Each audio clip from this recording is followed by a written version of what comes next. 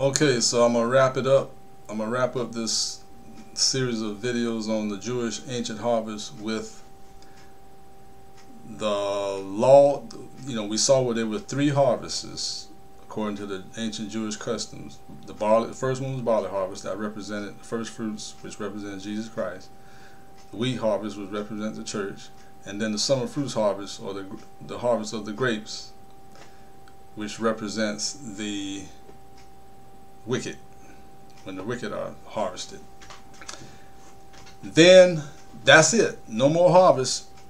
Okay, but there is a law of the harvest, which we read in Leviticus 23rd chapter verse 22, that the gleanings of the field, the field was not supposed to be totally, all the crops were not supposed to be totally harvested. They were commanded by God to leave the gleanings of the field, to leave them in the field. Why? For the strangers and the poor, that they could have something to eat.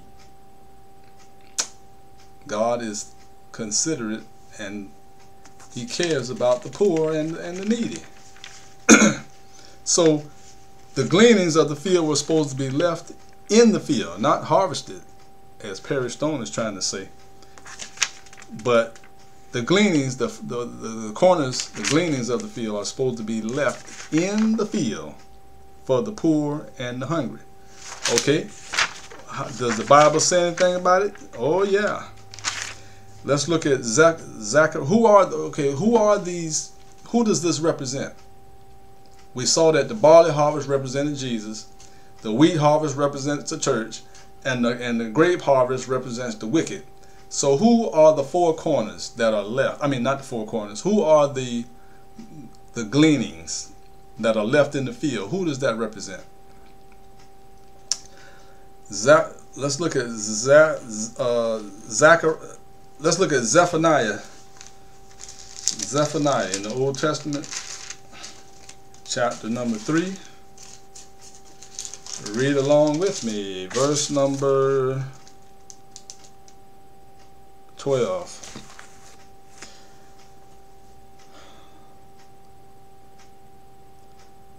I will also leave. Okay, let me start with verse number 11. In that day shall thou not be ashamed for all thy doings, wherein thou hast transgressed against me.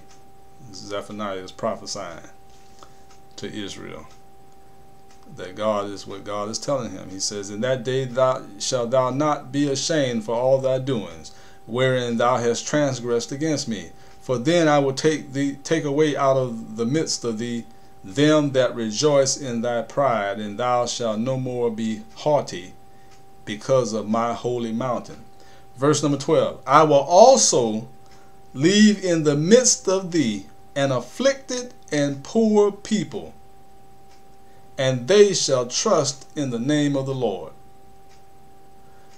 So the Bible is telling us right here that there's going to be people left on the earth when the kingdom of God, during the 1,000-year reign of Jesus Christ, there are going to be people on the earth. I mean, now the church is raptured. I mean, the church has been changed and translated. We're going to have glorified spiritual bodies like the angels. And we're going to be living in the kingdom of God, in the New Jerusalem. And which will be the temple of God on the earth. We are the temple of God. All right. But now, there's going to be human flesh and blood people walking around on the earth during the 1,000-year reign of Jesus Christ. And it's telling us right here who those people are. God is not going to destroy everybody. Okay. He's going to leave he says, verse 12, it says, I will also leave in the midst of thee an afflicted and poor people, and they shall trust in the name of the Lord. Okay, let's go down to verse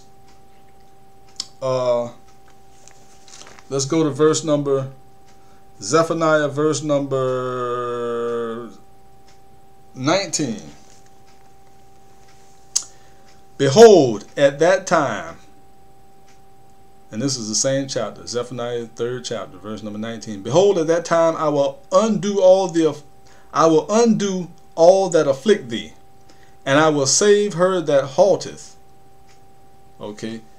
If we look at the Amplified version, let's see what it's saying. Make it a little bit clearer.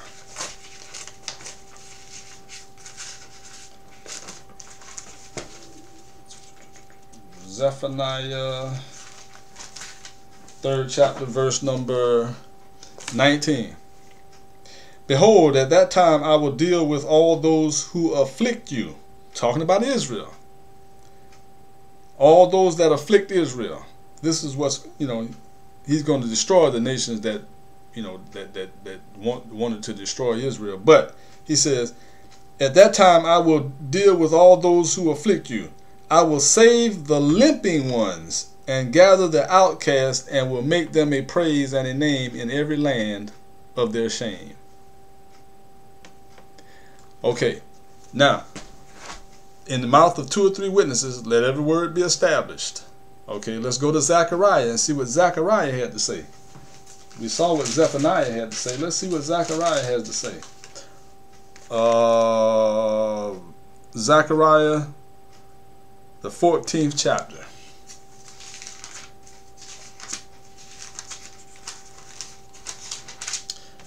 And I'll read it from the Amplified Bible, once again, to give it more clarity, make it easy to understand.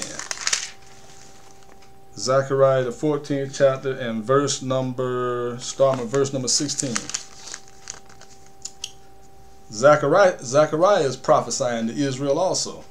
And God is telling him, gave him this message for Israel. And everyone who is, okay, let's start with verse number 12.